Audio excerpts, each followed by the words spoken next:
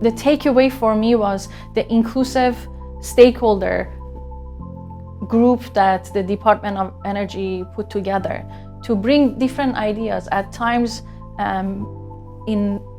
outside of a lot of different frameworks, outside of the box thinking. That inclusive and engagement from different stakeholders, I would say it was one of the biggest benefits of being part of the steering committee. I hope that this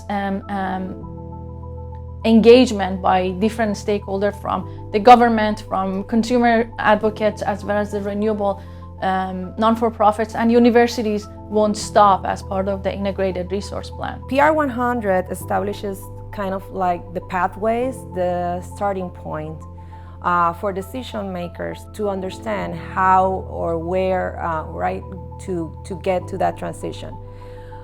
And decision makers should not be only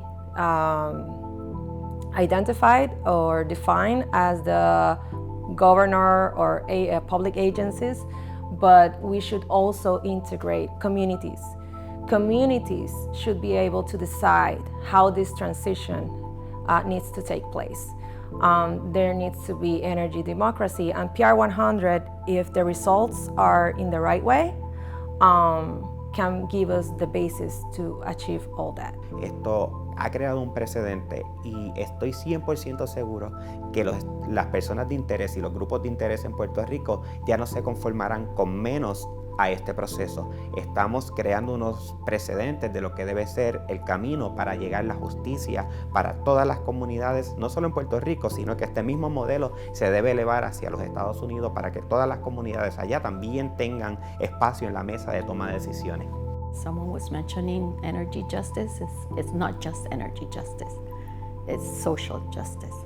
For Puerto Rico, I see the more we come together to understand the possibilities that we have and to listen to what our communities want, desire, and need, we'll be achieving what we need for our whole archipelago. Lo más importante para mí en el estudio ha sido el aspecto amplio del mismo, en que no se ha limitado simplemente en la ciencia o en la ingeniería del desarrollo de las alternativas que se pueden proyectar en energías renovables, sino que también se ha considerado el aspecto humano, social, económico, que tiene que ir entrelazado para poder llevar este desarrollo de energía renovable hacia un futuro de una forma sustentable en todos los sentidos, económico, social, en armonía con el ambiente, en todos los sentidos. Yo pienso que los resultados del estudio PR100 se van a utilizar mayormente en la confección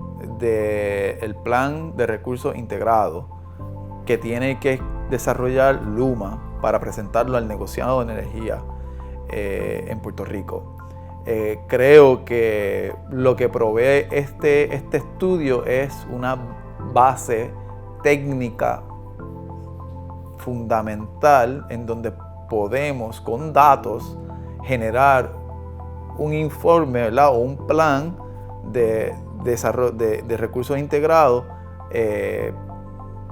bien construido. O sea que esto es la base que se necesita para desarrollar este plan de recursos integrados que lo va a presentar Luma al negociador de energía.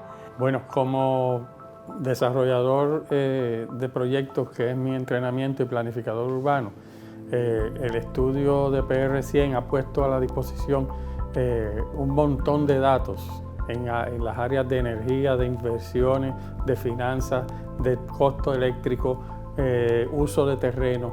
Toda esa es la información que yo durante toda mi vida profesional he manejado. I have to say thank you to the U.S. DOE. This has been a wonderful experience, a learning experience for so many. There has been so much transfer of knowledge and transfer of very technical information that there's no way, and there's no money in the world that could have paid for this. So on behalf of the people of Puerto Rico, I have to say thank you to DOE. La observación más impresionante que he salido o que he sacado de este proceso del PR100 es que la transformación energética de Puerto Rico está dentro de nuestras manos. no hay nada en sí que previene mejorar la resiliencia energética de Puerto Rico.